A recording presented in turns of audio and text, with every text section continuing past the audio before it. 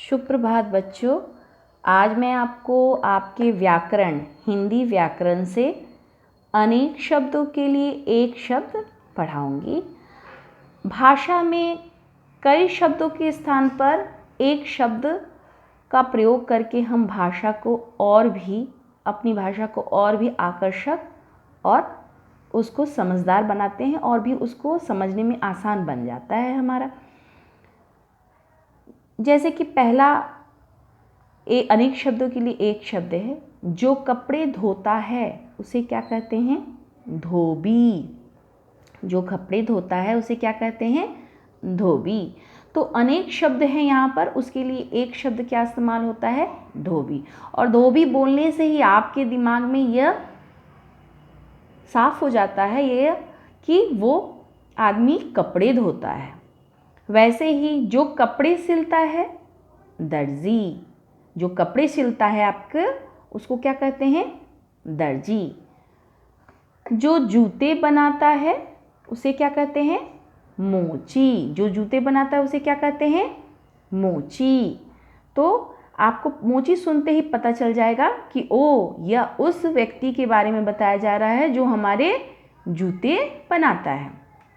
उसी तरह से मिट्टी के बर्तन बनाने वाले को क्या कहते हैं? कुम्हार। मिट्टी के बर्तन बनाने वाले को क्या कहते हैं? कुम्हार। लकड़ी का सामान बनाने वाले को क्या कहते हैं? बढ़ई। लकड़ी का सामान जो बनाता है उस व्यक्ति को क्या कहते हैं? बढ़ई। सोने चांदी के आभूषण बनाने वाले को क्या कहते हैं? जो व्यक्ति आपके घर में जो मम्मी हैं या फिर किसी भी रिश्तेदार के लिए जो सोने चांदी के आभूषण, गहने, आभूषण मतलब गहने, तो गहने जो बनाता है उसे क्या कहते हैं? गहना बनाने वाले को क्या कहते हैं? सुनार। गहना बनाने वाले को क्या कहते हैं? सुनार। जो लोगों के बाल काटता हो उसे क्या कहते हैं? नाई।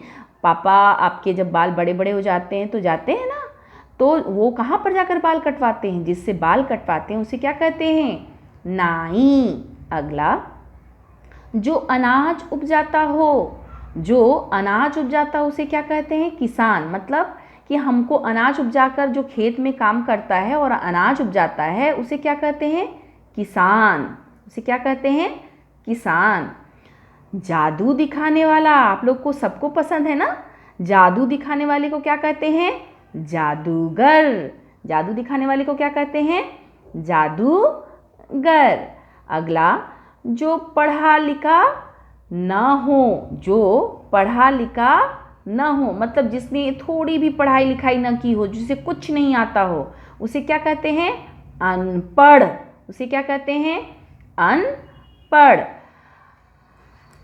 जिसके पास बहुत धन हो, मतलब जिसके पास बहुत सारे पैसे हों, जिसके पास बहुत रुपया पैसा हो, उसे क्या कहते हैं? धनवान। उसे क्या कहते हैं? धनवान। अगला, जिसके पास धन न हो, जिसके पास कुछ न हो, जिसके पास किसी भी तरह का रुपया पैसा न हो, उसे क्या कहते हैं? निर्धन। उसे क्या कहते हैं? निर्धन। अगला, जिसका कोई ना हो, जिसके पास ना माँ हो, ना पिताजी हो, ना दादा दादी हो, जिसका कोई नहीं हो, जिसका इस संसार में कोई अपना ना हो, उसे क्या कहते हैं? अनाथ। उसे क्या कहते हैं? अनाथ। अगला, जो ईश्वर में विश्वास रखता हो, जो भगवान की पूजा पाठ करता हो, जो भगवान में आस्था रखता हो, जो विश्वास रखता हो कि हाँ हम अच्छा काम करेंगे तो हमें अच्छा फल मिलेगा, तो विश्वास रखने वाला, ईश्वर में विश्वास रखने वाला क्या कहलाता है? आस्तिक।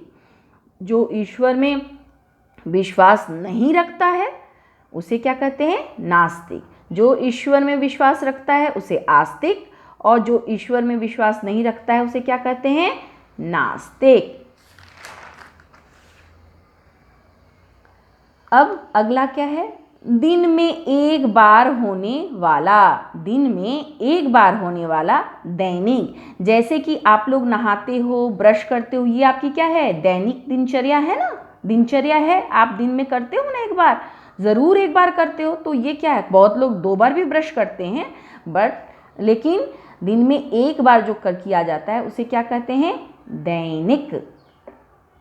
अगला, सप्ताह में एक बार होने वाला, जैसे कि आपके विद्यालय में साप्ताहिक परीक्षा होती है ना, सप्ताह में एक बार होता है ना मंडे टेस्ट, तो वो क्या हो गया, सप्ताह में एक बार होने वाला क्या कहलाता है, साप्ताहिक। सप्ताह में एक बार होने वाला साप्ताहिक। अब अगला, वर्ष या साल में एक बार होने वाला उसे क्या कहते हैं, वार्षिक। जैसे कि आपकी जो मार्च में, फरवरी मार्च में जो एग्ज़ाम्स होते हैं, परीक्षाएं होती हैं, उन्हें क्या कहते हैं, वार्षिक परीक्षाएं कहते हैं ना, मतलब वो साल में एक बार वो परीक्षा होती है। तो जो साल में एक बार होता हो उसे क्या कहते हैं, वार्षिक। अगला, जो शहर में रहता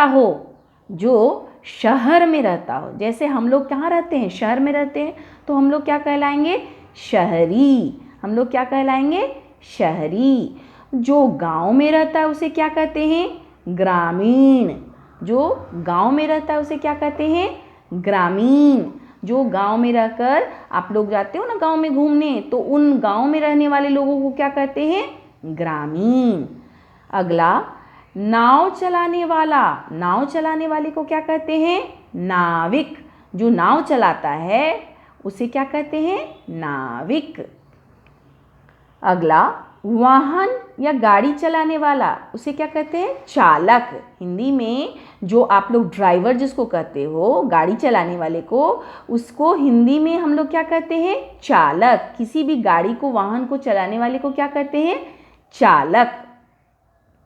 अगला, जो बुद्धि से काम ले, जिसके पास बहुत दिमाग हो, जो दिमाग से कोई काम करे, उसे क्या कहते हैं, बुद्धिमान। उसे क्या कहते हैं, बुद्धिमान। और उसका अगला, जिसके पास बुद्धि ना हो, जिसके पास थोड़ा भी दिमाग ना हो, जो कोई भी काम अपने दिमाग से ना करे, तो उसे क्या कहेंगे, उस व्यक्ति को क्या कहते हैं, मूर्ख। क्या कहते हैं, मूर्ख। अगला, जो संकट में न घबराए, मतलब जो कोई भी आपके ऊपर परेशानी आए, विपत्ति आए, संकट आए और मुश्किल में वो कभी ना घबराए, मतलब कभी नहीं डरे, उसे क्या कहते हैं, साहसी। जैसे आप लोग अच्छे बच्चे हो ना, साहसी बच्चे हो ना, तो वैसे ही इसे क्या कहते हैं, साहसी।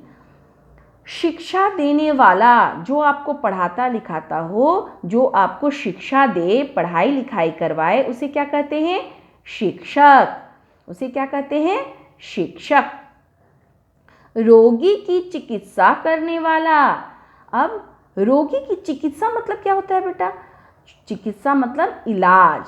तो जो आदमी बीमार हो और उसका जो इलाज करता है, उसको जो दवा देता है, उसे जो ठीक करता है, और उसका इलाज करने के वाले को क्या कहते हैं हम, चिकित्सक। क्या कहते हैं, चिकित्सक। आप लोग इसे इंग्लिश में क्या कहते हो, डॉक्टर। डॉक्टर को हिंदी में हम क्या कहते हैं, चिकित्सक। जो कभी न डरे, जो कभी नहीं घबराए, जो कभी नहीं डरे, किसी भी परिस्थिति में जिसको डर नहीं लगे, है ना, और कोई भी सामने आ जाए उसे डर न लगे, तो वो क्या कहलाता है, निडर। जो कभी न डरे उसे क्या कहते हैं, निडर। जो देश के लिए मर मिटे, वैसे व्यक्ति जो देश के लिए अपने प्राण भी त्याग कर दे, देश के लिए मर मिटे मतलब देश के लिए अपने प्राण भी न्यौछावर कर दे, और ऐसा काम करे कि देश उन्हें बहुत सालों तक याद रखे कि उन्होंने देश के लिए क्या क्या किया, तो वैसे व्यक्ति को क्या कहते हैं, शहीद। उसे क्या कहते हैं, शहीद। जैसे हमारे देश के लिए कितने जो सेना में काम करने वाले जो सैनिक हैं, वो देश के लिए क्या होते हैं, मर मिटते हैं, और उन्हें क्या कहते हैं हम लोग, शहीद। क्या कहते हैं, शहीद। जैसे भगत सिंह, ये क्या हैं, हम लोगों के लिए, देश के लिए उन्होंने अपने प्राण भी त्याग कर दिए, तो इन्हें क्या कहेंगे, शहीद। तो ये कुछ अनेक शब्दों के लिए एक शब्द मैंने आपके लिए तैयार किए हैं। इन अनेक शब्दों के लिए एक शब्द को आपको अच्छे से पढ़ना है और पढ़ने के बाद अपनी कॉपी में इसे लिखना भी है, और बस लिखना नहीं है, इसे याद भी करना है। एक साथ आपको इतना सारा याद नहीं होगा। आप लोग इसको 5-5 करके याद करना शुरू करो। कुछ दिनों बाद आपको सारा याद हो जाएगा। सबसे पहले इसको आपको यहाँ दिनांक डालना है। दिनांक के बाद ऊपर आपका शीर्षक डालना है, और डालने के बाद पहले लिख लेना है, और उसके बाद लिखने के बाद जब आप इसको पूरा लिख लोगे तब आप उसको 5-5 का सूची बना करके 5-5 करके याद करोगे। आपको ज़रूर याद हो जाएगा। धन्यवाद।